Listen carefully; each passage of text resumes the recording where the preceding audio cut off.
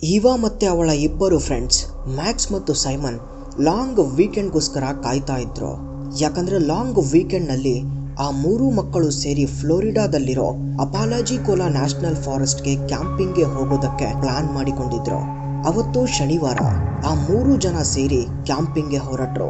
ಸುಮಾರು 18-19 ವರ್ಷದವರು ರಾತ್ರಿ ತಮ್ಮ ಟೆಂಟ್ ಹಾಕಿ ಹೊರಗಡೆ ಬೆಂಕಿ ಕಾಯಿಸಿಕೊಂಡು ಕುಳಿತಿದ್ದರು. ಈವಾ, ನೋಡಿ, ನೀವು ಎಷ್ಟೊಂದು ಎಂಜಾಯ್ ಮಾಡ್ತಾ ಇದ್ದೀರಾ, ಇದಕ್ಕೆ ನೀವು ನನಗೆ ಥ್ಯಾಂಕ್ಸ್ ಹೇಳಬೇಕು. ನಿಮಗೆ ಫೋರ್ಸ್ ಮಾಡಿ ನಾನೇ ಕರೆದುಕೊಂಡು ಬಂದೆ.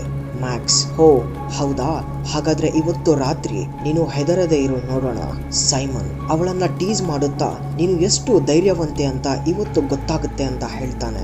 ಈವಾ ಇದೇ ಮೊದಲನೇ ಸಲ ಹುಡುಗರ ಜೊತೆ ಕ್ಯಾಂಪಿಂಗ್ಗೆ ಬಂದಿರೋದು. ರಾತ್ರಿ 11:30 ಆಯ್ತು. ಈವಾ ತುಂಬಾ ಟೈರ್ಡ್ ಆಗಿದ್ಲು.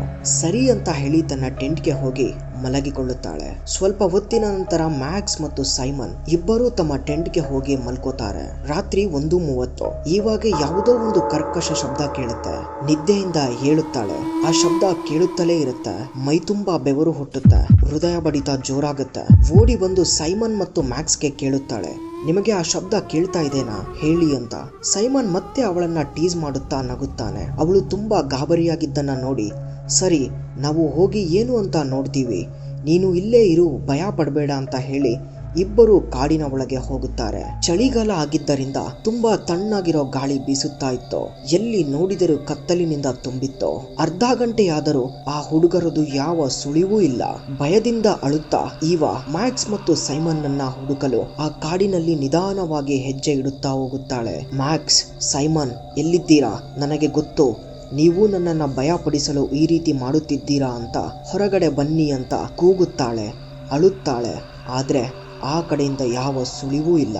ಸ್ವಲ್ಪ ದೂರ ನಡೆದು ಸುತ್ತಲೂ ನೋಡುತ್ತಾಳೆ. ಅಲ್ಲಿ ಒಂದು ಬೃಹತ್ ಮರದ ಕಡೆ ಅವಳ ಕಣ್ಣು ಬೀಳುತ್ತೆ.